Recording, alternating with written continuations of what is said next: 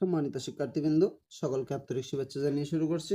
আজ আমরা সমাধান করব নবম দশম শ্রেণীর সাধারণ গণিত বইয়ের অনুশীলনী 9.1 এর 27 নং প্রশ্নের 27 নং প্রশ্নে আমাদের কি দেওয়া আছে?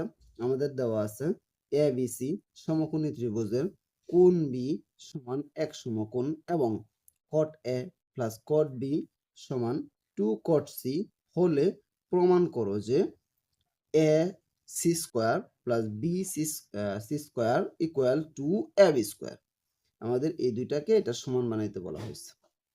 তাহলে আমাদের যা দেওয়া আছে প্রথমে লিখব cot A plus cot B equal to cot C, এটা আমরা লিখব। প্রথমে যা দেওয়া আছে আমরা দেওয়া আছে তা লিখব। যে দেওয়া আছে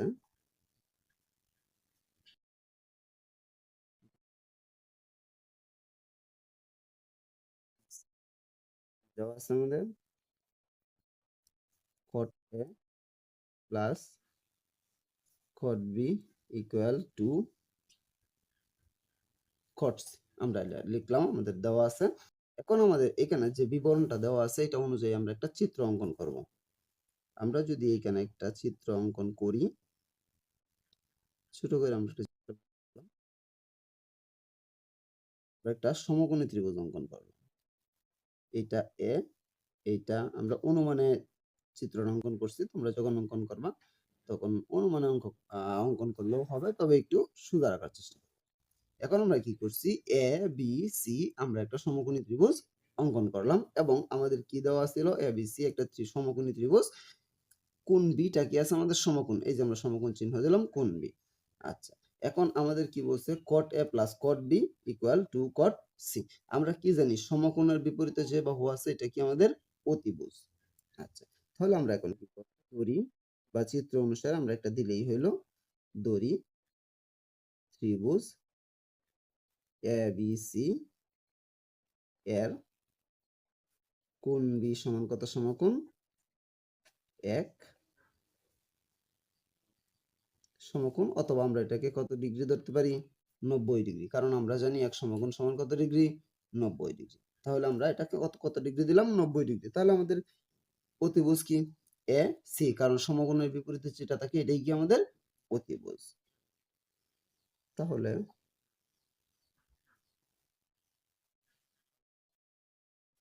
তাহলে কি আছে আমাদের, এসি অতিভুজ।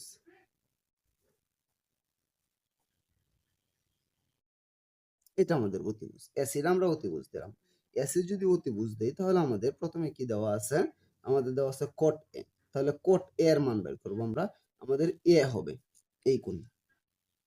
এ কোণ যদি আমরা ধরি, আমরা কি জানি, এ কোণ আমাদের থিটা কোণ ধরলাম।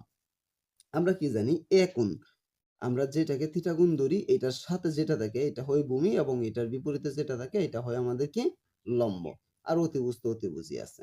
তাহলে আমাদের ভূমি কি এ বি, লম্ব কি বিসি। ভূমি এ বি, লম্ব বিসি, এটা হচ্ছে আমাদের cot A থেকে আমরা এটার মান নির্ণয় করব। এখন cot এর সাথে আমাদের কিসের সম্পর্ক আছে, cot এর সাথে সম্পর্ক আছে আমাদের কি, cot এর সাথে আমাদের সম্পর্ক আছে যে ভূমি বাই লম্ব।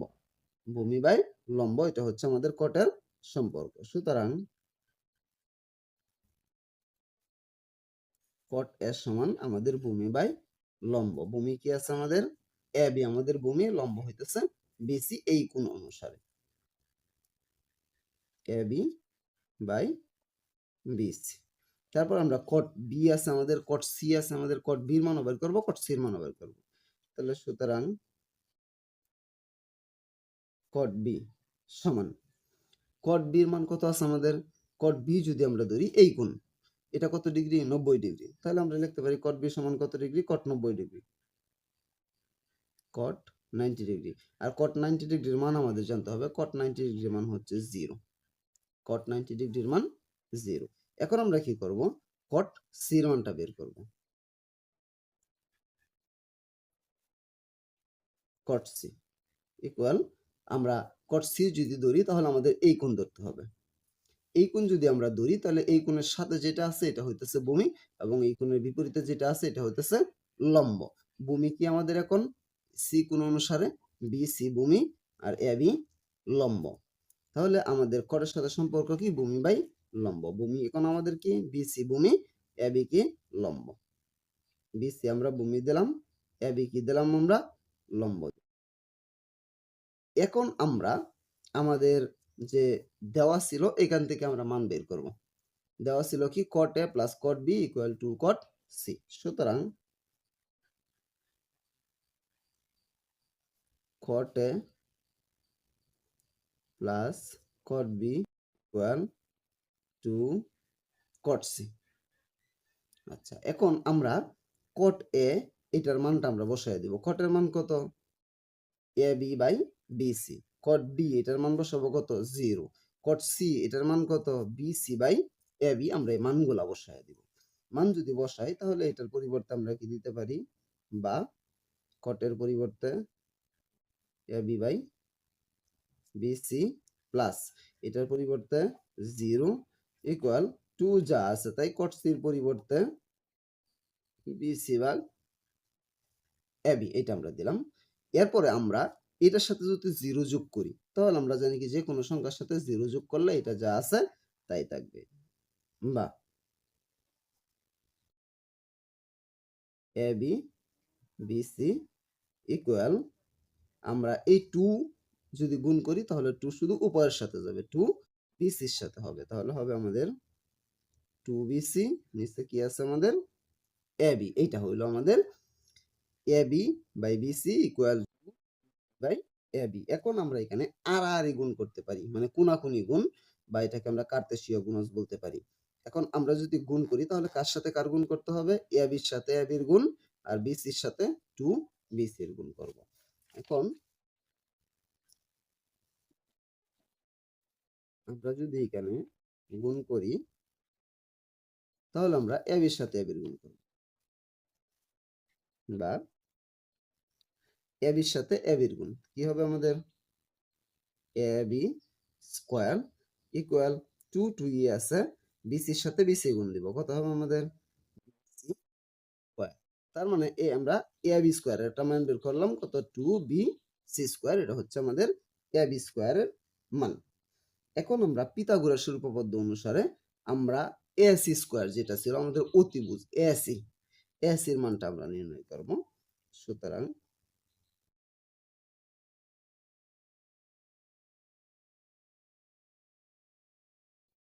পিথাগোরাসের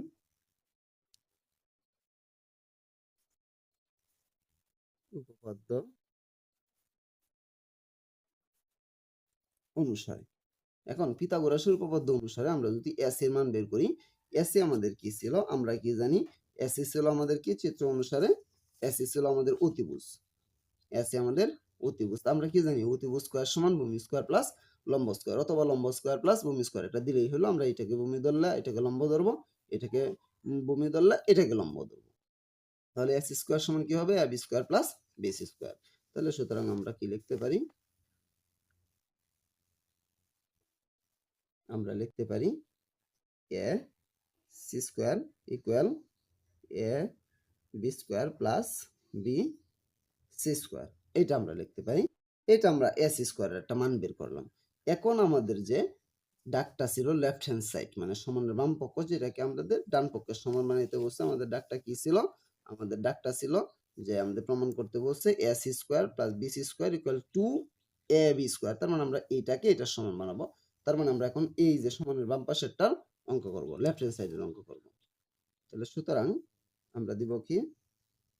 লেফট হ্যান্ড সাইড সমান কি আছে আমাদের? A C square plus B C square. আমরা এ সির মান, এই যে এসি স্কয়ারের মান মাত্র বের করলাম, A B square plus B C square. আমরা দিব কি?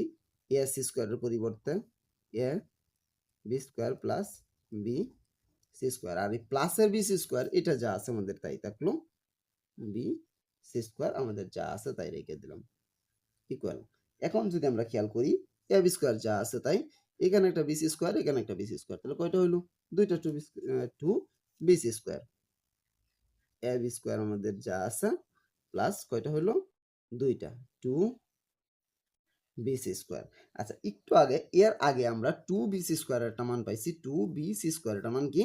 A B square. তাহলে এটার পরিবর্তে আমরা এটা লিখতে পারি অথবা এটার পরিবর্তে আমরা এটা লিখতে পারবো। তার টু বি স্কোয়ারের পরিবর্তে টু বিসি স্কোয়ারের পরিবর্তে এ বি স্কোয়ার আমরা লিখতে পারি। টু বিসি স্কোয়ার আছে এর পরিবর্তে আমরা কি লিখবো এ বি স্কোয়ার ইকুয়াল এই প্রথমের এ বি স্কোয়ার যা আছে তাই প্লাস টু বিসি স্কোয়ার এটার পরিবর্তে আমরা কি লিখবো A B square A B square.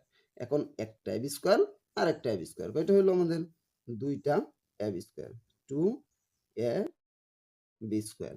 তাহলে আমরা লেফট হ্যান্ড সাইড বা সমানের বাম পক্ষ যেটা ছিল এটাকে আমরা অঙ্ক করে কি বানাইছি টু এ বি স্কোয়ার। আমাদের কিন্তু ডাকে এটাই করতে বলা হয়েছিল যে সমানের বাম পাশেরটা S square plus BC square অঙ্ক করে টু এ বি স্কোয়ার সমান বানাইতে বলছে। আমরাও কিন্তু সেম কাজটাই করছি টু এ বি স্কোয়ার সমান বানাইছি। তার মানে আমরা কি করছি লেফট হ্যান্ড সাইড এবং রাইট হ্যান্ড সাইড দুইটা সমান প্রমাণ করছি। সুতরাং আমরা লিখে দিব লেফট হ্যান্ড সাইড সমান রাইট হ্যান্ড সাইড কি হয়ে গেছে আমাদের প্রমাণিত। লেফট হ্যান্ড সাইড এবং রাইট হ্যান্ড সাইড কি হয়ে গেছে আমাদের প্রমাণিত হয়ে গেছে। একদম সহজ বলবো না, মোটামুটি একটু কঠিন আছে অঙ্কটা, কিন্তু আমি আশা করি আমি বোঝাতে পেরেছি। তারপরেও যদি কারো কোনো সমস্যা থাকে আমাকে কমেন্টে জানাতে পারো, আমি সমাধান করার চেষ্টা করবো ইনশাআল্লাহ। পরবর্তী কোনো ভিডিও নিয়ে তোমাদের মাঝে অবশ্যই আসবো। সে পর্যন্ত সকলেই ভালো থাকবা। আল্লাহ হাফেজ।